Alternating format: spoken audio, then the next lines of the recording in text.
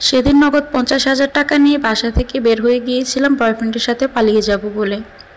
সেদিন আমার বয়ফ্রেন্ড শূন্য হাতে বাসা থেকে বের হয়েছিল। সেদিন আমি কিছু বলতে পারিনি, শুধু নীরবে কিছুক্ষণ তার দিকে এক বুক মায়াভরা মমতা নিয়ে তাকিয়েছিলাম। তারপর বলেছিলাম, চিন্তা করো না, কিছু না কিছু হয়ে যাবে। আমি যা পেরেছি এনেছি, কয়েক মাস চলতে পারবো। কারণ আমি জানতাম ওর পরিবার সম্পর্কে ওর আর্থিক অবস্থা খুব একটা ভালো ছিল না, তাই হয়তো বাসা থেকে খালি হাতেই বের হয়েছে। আমি যখন বাবার বালিশের নিচ থেকে আলমারির চাবিটা নিলাম, তখন বাবার মা ঘুমিয়েছিল। ঘুমন্ত অবস্থায় তাদেরকে অনেক নিষ্পাপ দেখাচ্ছিল। এমনিতেও তারা আমার কাছে নিষ্পাপ। আমি জানতাম আলমারিটাতে টাকা আছে। কালকে বাবা বেতন পেয়েছেন। বাবা সাধারণত 2-3 মাস পর পর বেতন ওঠান। আলমারি খুলে যখন টাকাগুলো হাতে নিলাম, তখন খুব খারাপ লাগছিল আমার। যে বাবা মা আমাকে জন্ম দিয়েছেন, 20টি বছর ধরে ভালোবেসে আগলে রেখেছেন, কখনো কষ্ট পেতে দেননি, সেই বাবা মা নামক বটগাছগুলোকে ছেড়ে যাচ্ছি। কিন্তু যাকে ভালোবাসি তাকে ছাড়াও থাকতে পারবো না। বাবা কখনো আমাদের সম্পর্কটা মেনে নেবেন না, সেটা আমি জানি। প্রতিটা বাবাই চায় মেয়েকে ভালো করে বিয়ে দিতে। আমার বাবাও তার ব্যতিক্রম নয়। আমি চলে যাওয়ার পর কি হবে? হয়তো 2-1 দিন বাবা মা কাঁদবেন। ছোট ভাইটা তো আমাকে ছাড়া কোনোদিন ঘুমোতো না। ও কি আমাকে ছাড়া ঘুমোতে পারবে? হয়তো আস্তে আস্তে শিখে যাবে, ভুলে যাবে তার একটা বোন ছিল যে তাকে ছেড়ে চলে গেছে।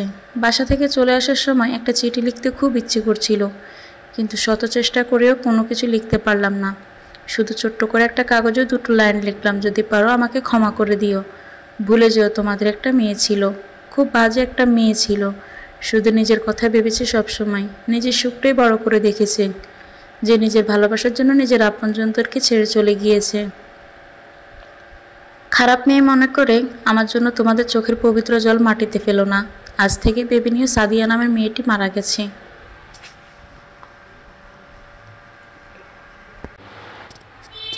আমাকে খোঁজার চেষ্টা করো না। ভালো থেকো তোমরা। ভোর 5টার সময় সাদাফকে দেখলাম একটা গাছের নিচে আনমনে দাঁড়িয়ে আছে। আমি জানতাম ও আমার আগে এসে অপেক্ষা করবে। রিলেশনে থাকা অবস্থায় যতবার আমি ওর সাথে দেখা করেছি, ততবারই সে আমার জন্য অপেক্ষা করেছে। কোনো দিন 1-2 ঘন্টাও আমার দেরি হয়েছে, কিন্তু কোনোদিন সে আমার উপর একটু রাগ কিংবা অভিমান করেনি। মুখ ফুটে কখনো বলেও নি আজ এত দেরি হলো কেন। যদি আমি বলতাম আমি তোমাকে অনেক অপেক্ষা করাই, আমার জন্য তোমাকেও ডিম সিদ্ধ হওয়ার মতো গরমের মধ্যে মিনিটের পর মিনিট, ঘন্টার পর ঘন্টা দাঁড়িয়ে থাকতে হয়, তোমার খারাপ লাগে না? আমার উপর রাগ হয় না? প্রতিদিন আমিই দেরি করে আসি, তুমি কখনো দেরি করো না। এটা নিয়ে তোমার কোনো অভিযোগ নেই কেন? তখন সে আমার হাতে হাত রেখে পৃথিবীর বিশুদ্ধতম ভালোবাসাটা দিয়ে বলতো, জানো, আমার কাছে আমার জীবনের সবচেয়ে সুখময় মুহূর্ত কোনটা, আনন্দময় সময় কোনটা? আমি যখন তোমার জন্য অপেক্ষা করি, সেই সময়টাকে আমার কাছে সবচেয়ে মূল্যবান মনে হয়, অনেক দামি মনে হয়। কারণ আমি এমন একজন মানুষের জন্য অপেক্ষা করি যে আমাকে তার জীবনের থেকে অনেক বেশি ভালোবাসে।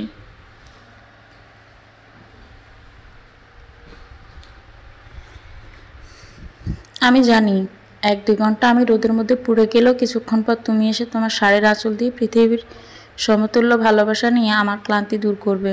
এখন বলো, আমি কি আমার জান পাখিটার জন্য একটু সময় অপেক্ষা করব না? তখন আমি কিছু বলতাম না, কোনো কিছু না বলে শুধু সাদাফের বুকে মুখ লুকাতাম, সুখের কান্না করতাম। তখন সাদাফ আমাকে শক্ত করে তার বুকে জড়িয়ে নিত। তখন আমার মনে হতো এই মানুষটার বুকেই বুঝি আমার সমস্ত সুখ নিহিত। আমিও সাদাফকে পরম আদরে জড়িয়ে ধরতাম।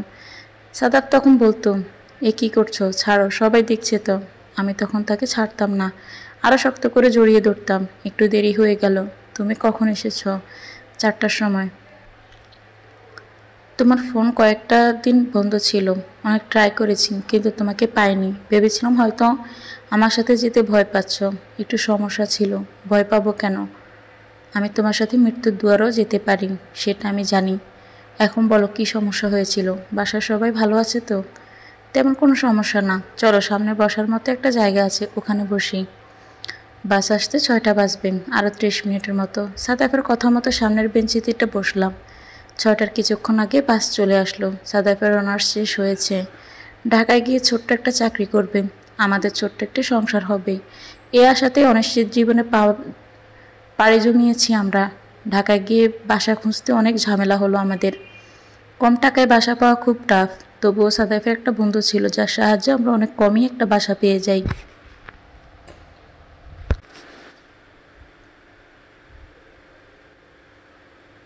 সাদাফের বন্ধু আমাদের অনেক হেল্প করেছিল, যেটা কোনোদিন ভুলবো না আমি। সকালে সাদাফ বেরিয়ে যেত চাকরি খোঁজার জন্য, আর আমি বাসায় টুকটাক সংসার গোছানোর চেষ্টা করতাম। যদিও আমরা বিয়ে করিনি, তবুও আমরা এক ফ্ল্যাটে থাকতাম। আমার অনুমতি ছাড়া সাদাফ আমাকে ছুঁয়ে দেখবে না, সেটা আমি জানতাম। সেই বিশ্বাসেই তো নিজের আপন মানুষগুলোকে ছেড়ে তার সাথে চলে এসেছি। আমি জানি সাদাফ আমার বিশ্বাসে কোনোদিন একটু আঁচড় পড়তে দিবে না। আমি মাঝে মাঝে অনেক আবেগী হয়ে যেতাম, সাদাফকে জড়িয়ে ধরে নোংরা ভালোবাসায় হারিয়ে যেতে চাইতাম। কিন্তু সাদাফ কখনো আমার দুর্বলতার সুযোগ নেয়নি। সাদাফকে আমি অত কাছে পেয়ে, নিবিড় করে পেয়ে, স্বাধীনভাবে পেয়ে আমার চিত্ত চঞ্চল হয়ে যেত।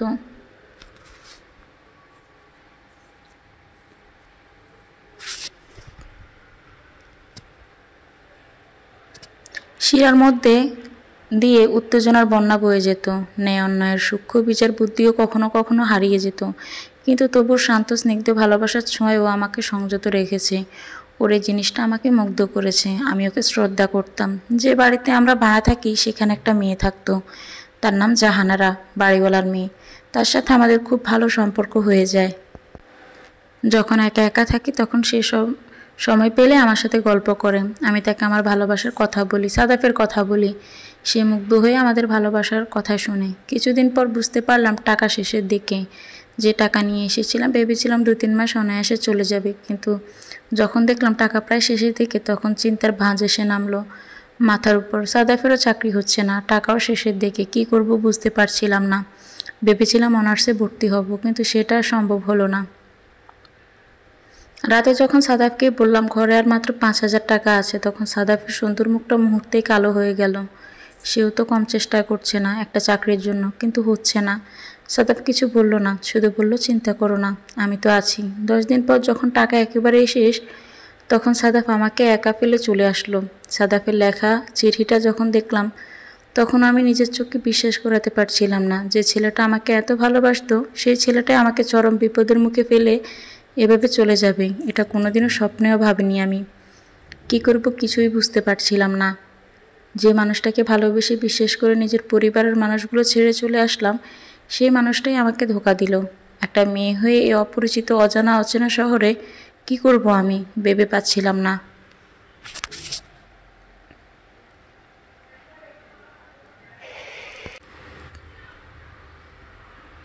সাদাফের চিঠিটা যখন বারবার পড়ছিলাম তখন দু চোখ বেয়ে শুধু বৃষ্টির ফোঁটার মতো টপ টপ করে পানি বেয়ে পড়ছিল।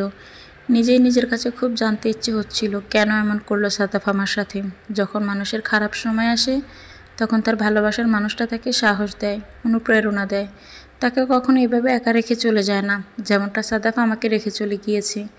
এই সময়টাতে তাকে আমার সবচেয়ে বেশি প্রয়োজন ছিল, অথচ সে কাপুরুষের মতো আমাকে বিপদের মুখে ফেলে পালিয়ে গেছে।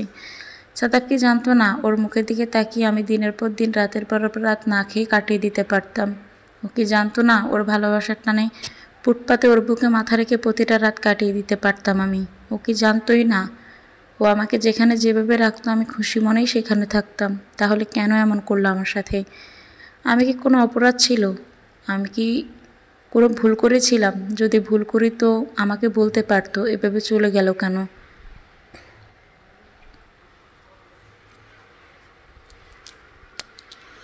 এসব প্রশ্নের উত্তর আমার কাছে অজানা, তবুও খুব জানতে ইচ্ছে করছে আমার ভালোবাসায় কিসের কমতি ছিল যে ও আমার সাথে এত বড় বিশ্বাসঘাতকতা করলো, আমার ভালোবাসাটাকে অপমান করলো। আজ একদিন হলো সাদাফ আমাকে ছেড়ে চলে গিয়েছে। এই একটা দিন আমার জীবনের সবচেয়ে কষ্টের দিন ছিল। এই একটা দিন আমার কাছে একটা বছর মনে হয়েছে। আমি কোনো কিছু মুখে দিইনি, এক ফোঁটা পানিও না। সাদাফের চিঠিটার দিকে তাকিয়ে শুধু অদ্ভুত সব চিন্তা করেছি। জাহানারা এসে যখন আমাকে এই অবস্থায় দেখলো তখন সেও তার চোখের পানি ধরে রাখতে পারলো না। সে আমাদের ভালোবাসার কথা জানে। আমি তাকে সব বলেছি সাদাফ আমাকে কতটা ভালোবাসে। হয়তো পৃথিবীতে এত ভালো কেউ কাউকে ভাসতে পারে না। সাদাফ আমাকে ততটাই ভালোবাসে যার বেশি আর ভালোবাসা যায় না। আর জাহানারার কাছে আমার ভালোবাসাটা মিথ্যে হয়ে গেল।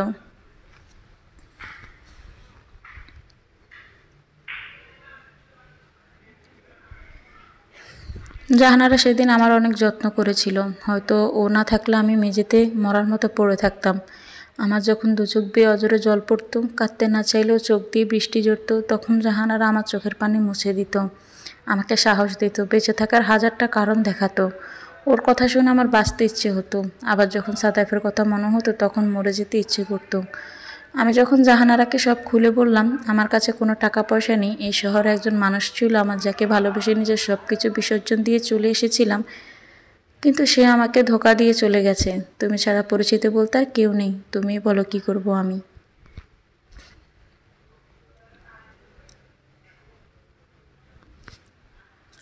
তখন জাহানারা আমার হাতে হাত রেখে বলেছিল, যার কেউ নেই তার আল্লাহ আছে, মানুষ তো মানুষের জন্যই, এত বড় বাড়ি আমাদের, তোমাকে থাকার মতো জায়গা দিতে পারবো না, এতটা খারাপ মানুষ নই আমরা। আজ থেকে তুমি আমার সাথে আমার রুমে থাকবে, যতদিন ইচ্ছে থাকবে, কেউ কিছু বলবে না তোমাকে। আর আমার থাকার রুমে আমার পরিবার থেকে একটু দূরেই, সো তোমার অস্বস্তি হবে না। সাদাফার আমি যে ফ্ল্যাটে থাকতাম সেটা ছেড়ে জাহানারার সাথে থাকা শুরু করলাম। জাহানারার ভয় ছিল আমি একা থাকলে হয়তো কোনো কিছু করে ফেলতে পারি, তাই আমাকে তার ঘরে নিয়ে গিয়েছে। আর তাছাড়া আমার এটা একার জন্য ফ্ল্যাট ছেড়ে দিবে না কেউ। আমি চলে আসার দুদিন পরে নতুন ভাড়াটিয়া শিফট সেখানে। আমি অনার্স থার্ড ইয়ারে পড়তাম, ভেবেছিলাম সাদাফ কিছু একটা করলে আবার নতুন করে অনার্সে ভর্তি হব, কিন্তু সেটা হয়নি। তবে জাহানারা আমার অনার্সে ভর্তি হওয়ার ব্যবস্থা করে দিয়েছিল, আমার জন্য কয়েকটা টিউশনে জোগাড় করে দিয়েছিল, আর কিছু টাকাও দিয়েছিল, যেটা দিয়ে আমি অনার্সে ভর্তি হই।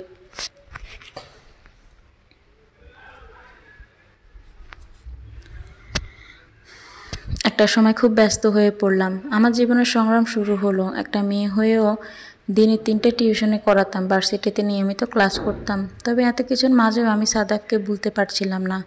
সাদাফ চলে যাওয়ার প্রায় 1 মাস পার হয়ে গেছে।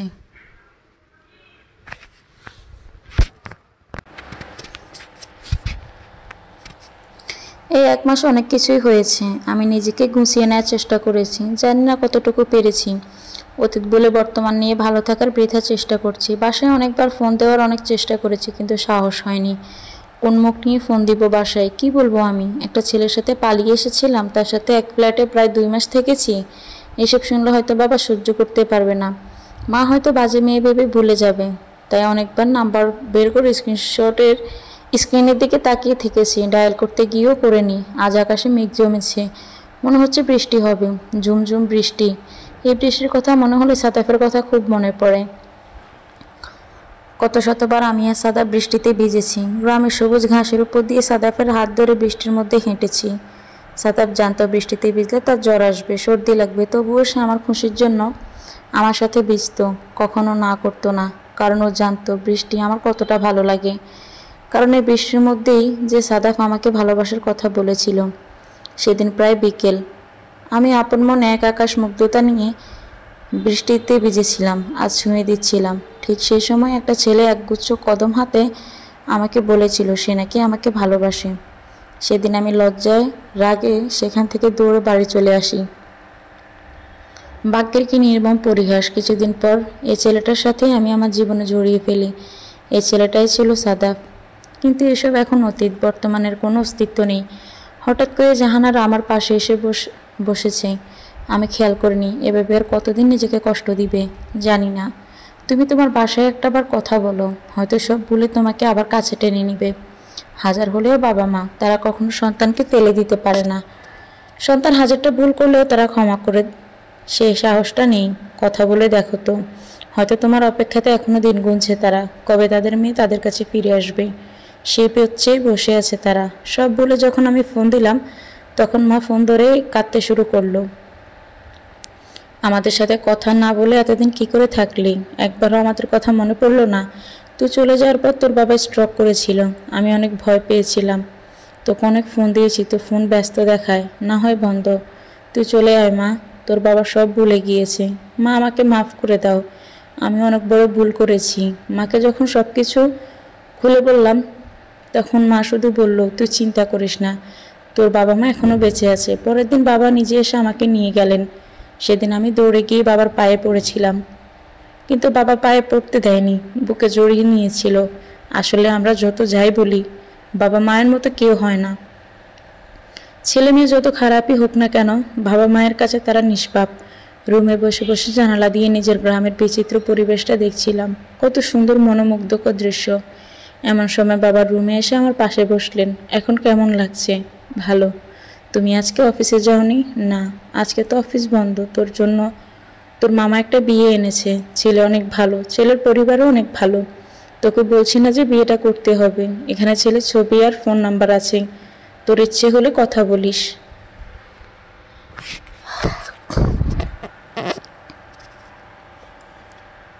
কথাগুলো বলেই বাবা চলে গেল।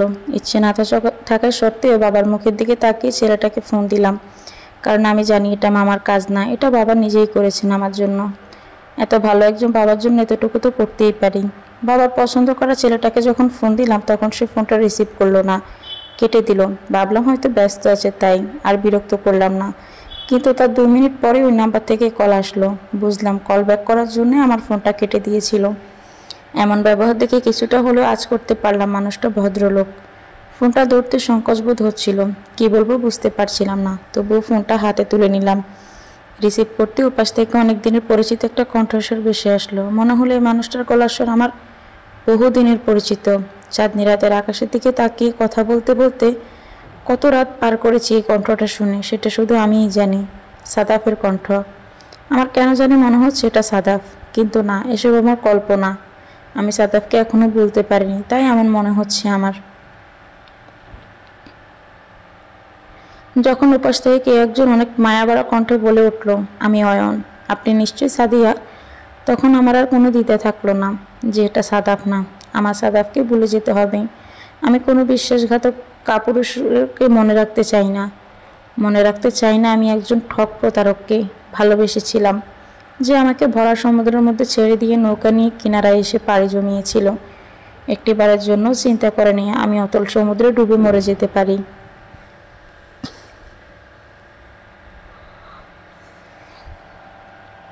এই লোকটার সাথে আমাকে কথা বলতে হবে, একাকিত্ব দূর করতে হবে। সাদাফকে ভুলে যাওয়ার জন্য এর থেকে ভালো সুযোগ আর আমি পাবো না। আমি তার কথার প্রত্যুত্তরে বললাম, হ্যাঁ আমি সাদিয়া, কেমন আছেন আপনি? ভালো। আপনি কেমন আছেন? ভালো আছি। আমি আসলে কখনো কোনো মেয়ের সাথে কথা বলিনি। উল্টোপাল্টা কিছু বলে ফেললে ক্ষমার সুন্দর দৃষ্টিতে দেখবেন। 2 দিন আগে আমি আপনাকে দেখেছিলাম, মা আপনাকে দেখেই পছন্দ করে ফেলেছেন। আমিও চোখ সরাতে পারিনি। আপনাদের বাসায় গিয়েছিলাম, হয়তো আপনি খেয়াল করেননি। আমার অতীত সম্পর্কে হয়তো বাবা আপনাদের কিছু বলেনি। না, আপনার বাবা অনেক ভালো মানুষ, তিনি চাইলে আমাদের কাছে সব লুকাতে পারতেন, কিন্তু সেটা তিনি করেননি। তিনি সব বলেছেন। এটা কোনো সমস্যা না, মানুষের জীবনে ভুল হতেই পারে। এখানে আমি আপনার কোনো দোষ দেখছি না।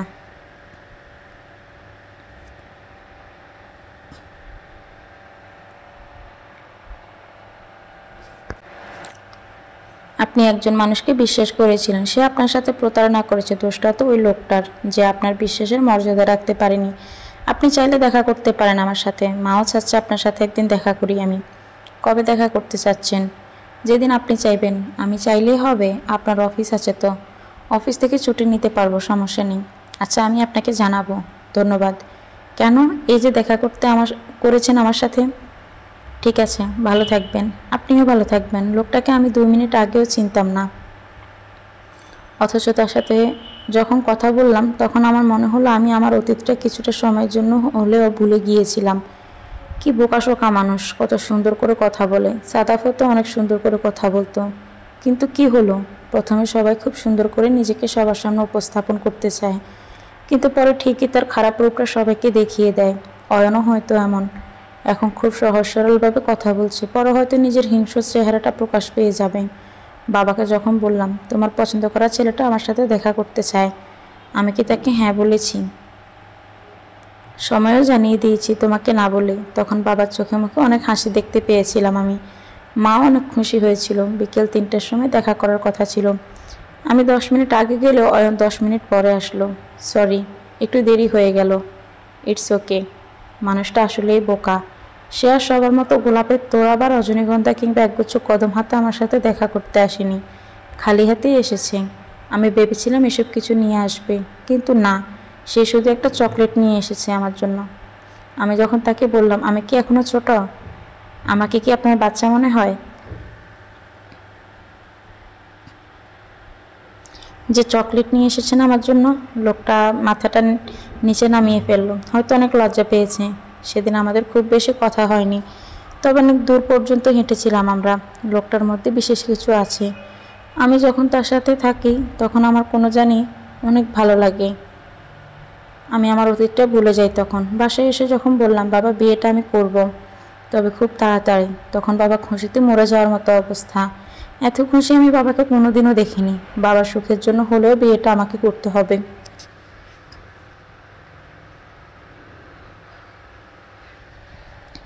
আমি নিজে কখনো কারোর জন্য কোনো কিছু করিনি, কিন্তু যখন শুনলাম বিয়েতে আপনি রাজি হয়েছেন তখন এত খুশি হয়েছিলাম যে বলে বোঝাতে পারবো না। আমার 25 বছরের জীবনে প্রথম কারোর জন্য কিছু নিজে পছন্দ করে কিনেছি। আপনার জন্য একটা শাড়ি কিনেছি। শাড়িটা আমার পছন্দের রং। আজ পর্যন্ত কেউ জানে না আমার পছন্দের রং কী, কাউকে কখনো বলা হয়নি। আপনি যদি শাড়িটা নেন তাহলে আমার ভালো লাগবে। শাড়ি হাতে দাঁড়িয়ে যখন লোকটা কথাগুলো বলল, তখন আমি তার চোখে অনেক মায়া মমতার ভালোবাসা দেখেছিলাম আমার জন্য, যে ভালোবাসাটা সে সারা জীবন নিজের মধ্যেই লুকিয়ে রাখতে চায়। আমাকে কখনো জানতে দিবেন আমার জন্য তার বুকের ভিতরে এক অসহ্য ব্যথা অনুভব হয়। আমি বুঝতে পেরেছিলাম তার ভালোবাসায় কোনো ফাঁকি ছিল না।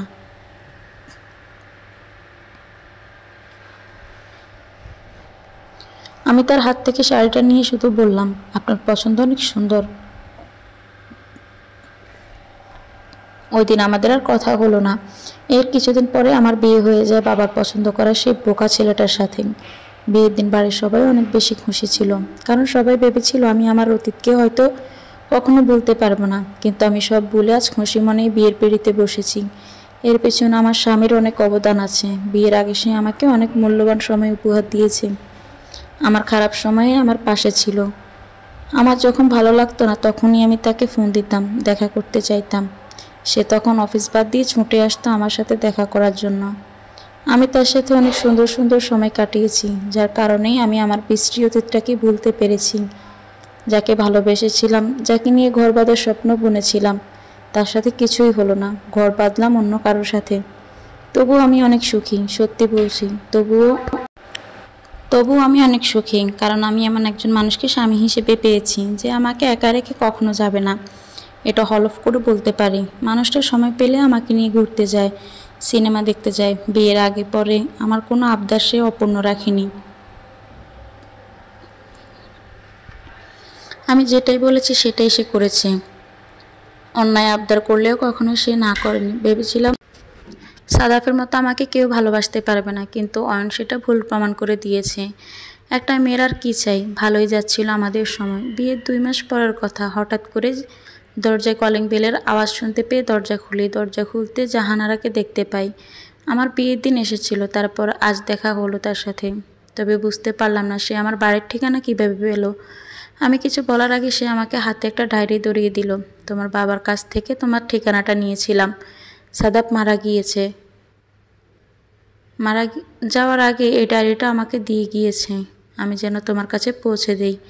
এই ডায়েরিটা পড়লে তুমি অনেক কিছুই জানতে পারবে। আমি তোমাকে কোনো সাহায্য করিনি, এটাও জানতে পারবে ডায়েরিটা পড়লে।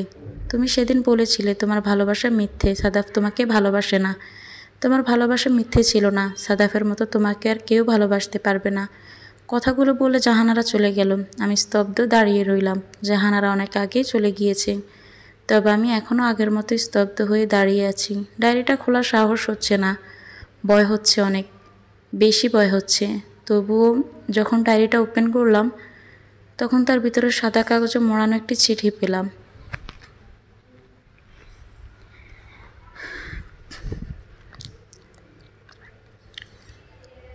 চিঠির পাঁচটা খুলতেই বুকের ভিতর দুক দুক শুরু হলো। প্রিয় সাদিয়া, তুমি যখন এটা পাবে তখন আমি তোমার থেকে অনেক দূরে চলে গিয়েছি। যতটা দূরে গেলে আর কখনো ফেরা যায় না, ঠিক ততটাই দূরে। জীবন সব কিছু আমাদের নিজের হাতে থাকে না, বিধাতার হাতেও অনেক কিছু থাকে।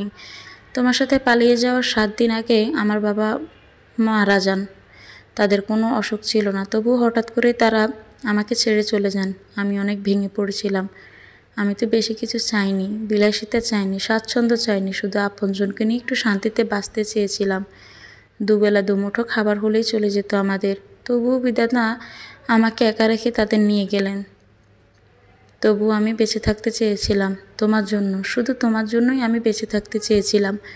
আমি খুব করে বিশ্বাস করতাম তুমি আমাকে এত ভালোবাসা দিবে যেটা আমার বাবা মাকে ভুলতে যথেষ্ট হবে। তাই তো তোমার সাথে পাড়ি জমিয়েছিলাম এক অনিশ্চিত জীবনে। জানো, যেদিন আমার চাকরি হলো সেদিন আমি কি খুশিই না হয়েছিলাম। আমাদের একটা ছোট্ট সংসার হবে, তোমার কোলজোড়ে ফুটফুটে একটা বাচ্চা আসবে। কিন্তু যখন হঠাৎ করে অসুস্থ হয়ে পড়লাম, মাথা ঘুরিয়ে পড়ে গেলাম রাস্তায়, তখন একজন ভালো মানুষ আমাকে হাসপাতালে পৌঁছে দেয়।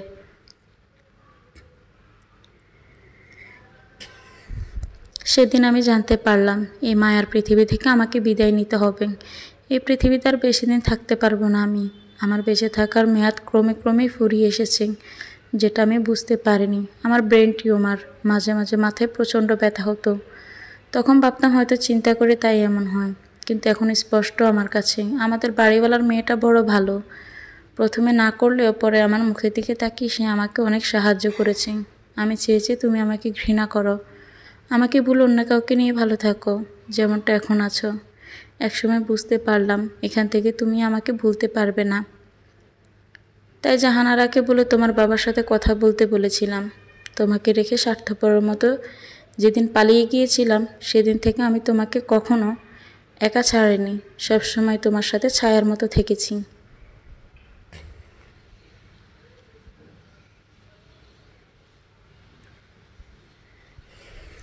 তুমি যখন টিউশনি করতে যেতে তখন আমি তোমার আশেপাশেই থাকতাম, যে আমার হৃদয়ের রানী, যে মেয়েটাকে আমি ভালোবাসি তার কোনো বিপদ আসতে পারবে না, অন্তত আমি বেঁচে থাকতে। এই লুকিয়ে লুকিয়ে তোমাকে যখন দেখতাম তখন আমার অনেক বাঁচতে ইচ্ছে হতো, সৃষ্টিকর্তার কাছে আমার প্রাণ ভিক্ষা চাইতাম আমি।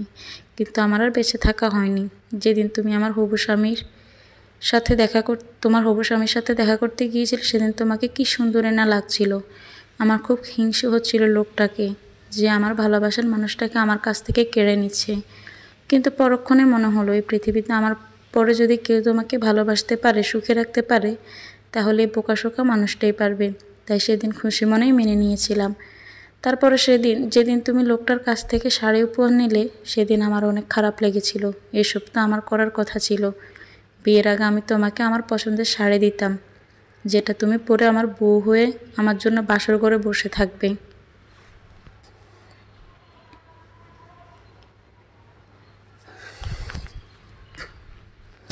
কিন্তু হলো বিপরীত, তুমি অন্য কাউকে বিয়ে করবে, তার পছন্দ করা শাড়ি পরবে, বসে যে তার জন্য বসে থাকবে।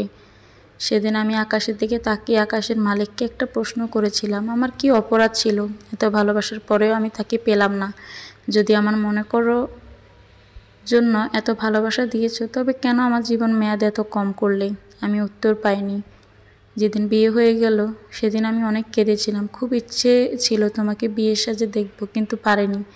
তুমি অন্য কারো বউ হবে এটা আমি সহ্যই করতে পারিনি। বুকের ভিতরে এক প্রকাণ্ড জলোচ্ছ্বাস সৃষ্টি হয়েছিল, যেটা প্রতিনিয়ত বের হয়ে আসতে চাইতো।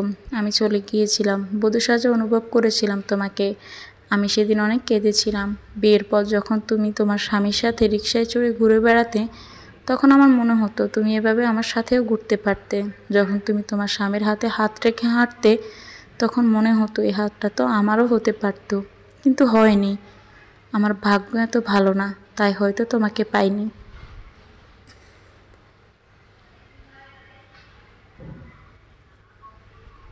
তবে পরের জন্মে যদি কখনো পৃথিবীতে আসি তবে তোমাকে পাওয়ার প্রতিশ্রুতি নিয়ে আসবো। মাথার মধ্যে যখন খুব ব্যথা হতো তখন মনে হতো কেউ একজন যদি পরম মমতায় আমার মাথায় হাত বুলিয়ে দেয়, তাহলে আমার এই অসহনীয় ব্যথাটা হয়তো সেরে যাবে। কিন্তু এমনটা কেউ করেনি। যখন মাথার পেইন হতো তখন তোমাকে নিয়ে কল্পনা করতাম, তোমার আমার সোনালি দিনগুলোর কথা ভাবতাম। তখন কিছুটা হলেও ব্যথাটা ভুলে থাকতাম। আজ আমার শেষ দিন বলছি এজন্য যে আজ আমার অপারেশন। ডাক্তার ধরে নিয়েছে আমাকে বাঁচাতে পারবে না। আমার বাঁচার সম্ভাবনা মাত্র 5%।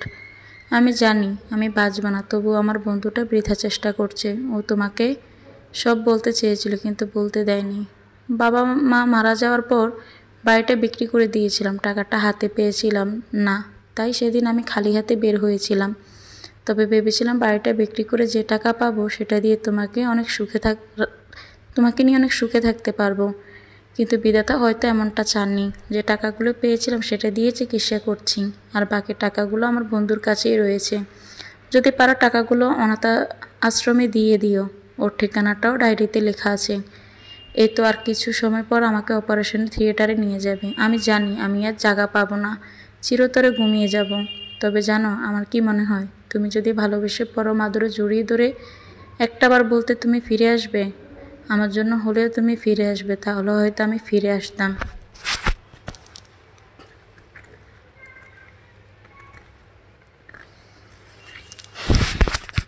তোমার কাছে পরের জন্মে যদি রজনীগন্ধা হয়ে তোমার কাছে ফিরে আসে, তাহলে আমাকে ফেলে দিও না, তোমার খোপায় গুজে দিও। আমি কখনো চাইনি তুমি আমাকে ঘৃণা করে বেঁচে থাকো, তাই আমার লেখা ডায়েরিটা তোমাকে দিতে বলেছি।